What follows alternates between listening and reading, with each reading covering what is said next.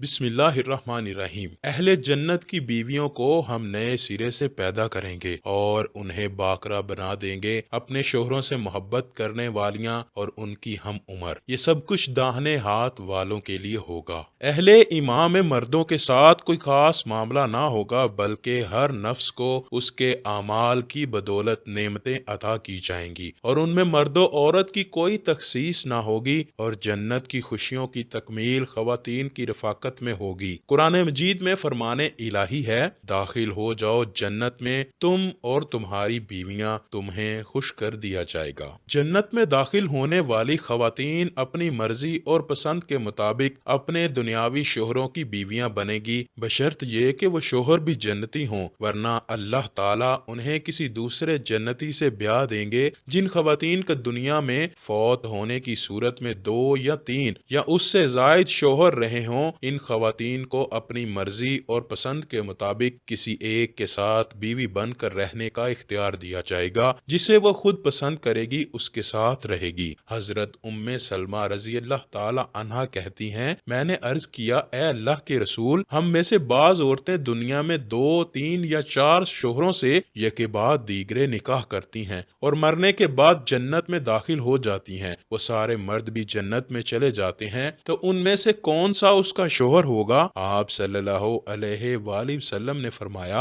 ए उम्मे सलमा, वो औरत इन मर्दों में से किसी एक का इंतखाब करेगी और वो अच्छे इखलाक वाले मर्द को पसंद करेगी। अल्लाह ताला से गुजारिश करेगी, ए मेरे रब, ये मर्द दुनिया में मेरे साथ सबसे ज्यादा इखलाक से पेश आया, लिहाजा उसे मेरे साथ ब्याह दें। जन्नत में हूरों से अफजल मुकाम नेक व सालिया औरत को हासिल होगा। मर्द को हूरें मिलेंगी तो नेक मर्द की नेक बीवी इन हूरों की सरदार होगी। हजरत उम्मे सलमा रजी अल्लाह ताला अन्हा से रवायत है, मैंने अर्ज किया, ए अल्लाह के रसूल, ये फरमाइए कि दुनिया की खतून अफजल है या जन्नत की हूर? आप सल्लल्लाहु अलैहि वसल्लम ने फरमाया, दुनिया की खतून को जन्नत की हूर पर वही फजीलत हासिल होगी जो अब्रे बाहिर वाला कपड़ा को अस्तर यानी अंदर वाले कपड़े पर हासिल होती है। चनाचे अल्लाह ताला ने अहले जन्नत के लिए नेमतों का जिक्र करते हुए इरशाद फरमाया, और वहाँ जिस नेमत को तुम्हारा जी चाहेगा तुमको मिलेगी और जो चीज तुम तलब करोगे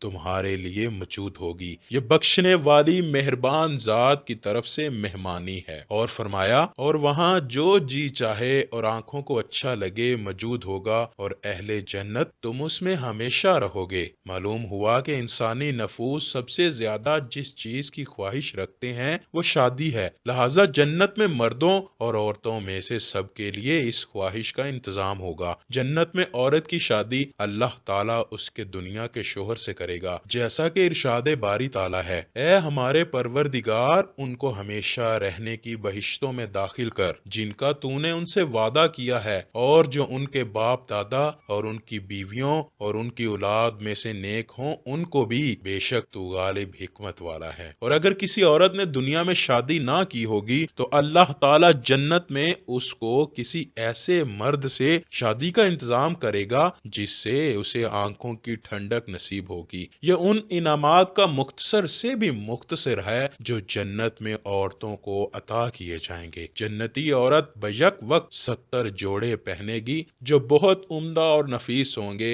जन्नती औरतें हुस्न जमाल और हुस्न सीरत के एतबार से बेमिसाल होंगी। अल्लाह ताला से दुआ है कि वो हमें नेक अमाल करने की तौफीक अता फरमाए और बरोज़े क़यामत हमारा हिसाब नरमी से करे और हमें जन्नत में आला मुकाम दे। आमीन।